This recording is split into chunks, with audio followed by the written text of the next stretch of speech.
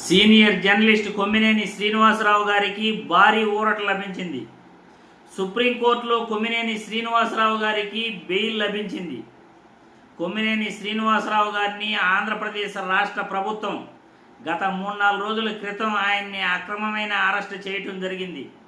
సాక్షి ఛానల్లో జరిగిన ఒక డిబేట్లో కృష్ణంరాజు అనే ఒక రాజకీయ విశ్లేషకుడు మాట్లాడిన మాటలకి కొమ్మినేని శ్రీనివాసరావు గారు ఎటువంటి అభ్యంతరం తెలపలేదని కొమ్మినేని శ్రీనివాసరావు గారిని అరెస్ట్ చేయటం జరిగింది. దీనిపై హైకోర్టులో ఆయనకు 14 రోజుల రిమాండ్ విధించడం జరిగింది.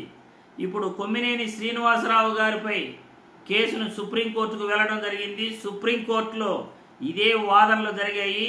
ప్రభుత్వం తరఫున సిద్ధార్థ లూత్రా లాయర్ గారు కూడా ఈయన కొమ్మినేని శ్రీనివాసరావు గారు ఎటువంటి అభ్యంతరాలు తెలపలేదు, కృష్ణరాజు అనే రాజకీయ విశ్లేషకుడు మాట్లాడిన మాటలకి అభ్యంతరకర వ్యాఖ్యలకి ఒక సీనియర్ జర్నలిస్ట్గా ఈయన ఎటువంటి అభ్యంతరం తెలపలేదు, మౌనంగా ఉన్నాడు అని అంటే 70 ఏళ్ళు వయసున్న ఒక సీనియర్ జర్నలిస్ట్ని అరెస్ట్ చేయటమే తప్పు.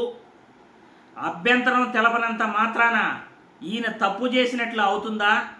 అలా అంటే ఈరోజు ఎంతమంది జర్నలిస్టులను అరెస్ట్ చేయాల్సి వస్తుంది? ఎన్నో ఛానల్స్లో కూడా రాజకీయ నాయకులను తిట్టించే ప్రయత్నం చేస్తున్నారు. అటువంటి వారందరినీ కూడా అరెస్ట్ చేస్తారా? ఒక వ్యక్తికి వాక్ స్వాతంత్రం అనేది లేదా? అసభ్యకర వ్యాఖ్యలు ఎవరు చేశారు? మీరు ఎవరిని అరెస్ట్ చేశారు? మౌనంగా ఉన్నంత మాత్రాన మీరు అరెస్టులు చేసేస్తారా? ఆయన వయసును పరిగణలోకి తీసుకోవాల్సిన అవసరం కూడా లేదా అంటూ సుప్రీంకోర్టు సిద్ధార్థ లూత్రాన్ని ప్రశ్నించడం జరిగింది.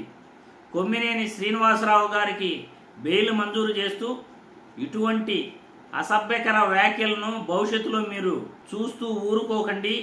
ఇటువంటి వ్యాఖ్యలను ఖచ్చితంగా ఖండించి తీరాలి.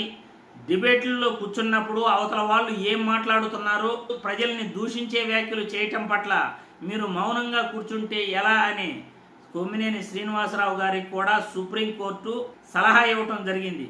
కొమ్మినేని శ్రీనివాసరావు గారికి బెయిల్ మంజూరు చేయటం పట్ల రాష్ట్రంలో ఇంకా కూడా వాక్ స్వాతంత్రం హక్కు బతికుంది అని సుప్రీంకోర్టు మరోసారి తన తీర్పుతో రుజువు చేసిందని ఈ వీడియో ద్వారా రాష్ట్ర ప్రజలకి, ఆంధ్రప్రదేశ్ రాష్ట్ర ప్రభుత్వానికి తెలియజేస్తున్నాను. వాక్ స్వాతంత్రపు హక్కుని పూర్తిగా కాలరాస్తూ మాట్లాడితే అరెస్టులు చేయాలి, మాట్లాడినా ప్రశ్నించినా కానీ వాళ్ళని అరెస్టులు చేసి జైల్లో వేయాలి అనే ఉద్దేశంతో రెడ్ బుక్ రాజ్యాంగాన్ని అమలు చేస్తున్న ఈ కూటమి ప్రభుత్వానికి ఇదొక చెంపపెట్టు లాంటిది.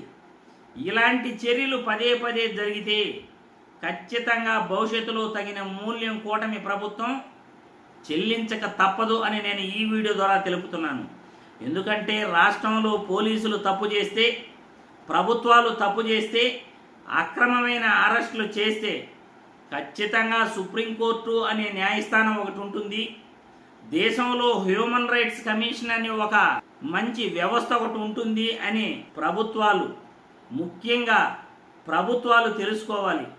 ఇష్టానుసారం మేము అరెస్టులు చేసుకుంటా పోతాము, ప్రశ్నించిన వాళ్ళందరినీ కూడా జైల్లో పెడతాము అంటే రాజ్యాంగం ఒప్పుకోదు, న్యాయ వ్యవస్థలు ఒప్పుకోవు, జాతీయ హ్యూమన్ రైట్స్ కమిషన్ అస్సలు ఒప్పుకోదు. అది ప్రభుత్వం గుర్తుపెట్టుకోవాలి. ఇష్టానుసారం వెళ్తాము, ప్రశ్నించిన వాళ్ళందరినీ అరెస్టులు చేస్తాము, వాక్ స్వాతంత్రాన్ని హరిస్తాము అంటే అది ఖచ్చితంగా ప్రజాస్వామ్యాన్ని కూనీ చేసినట్లే అని ఈ వీడియో ద్వారా కూటమి ప్రభుత్వానికి తెలియజేస్తున్నాను.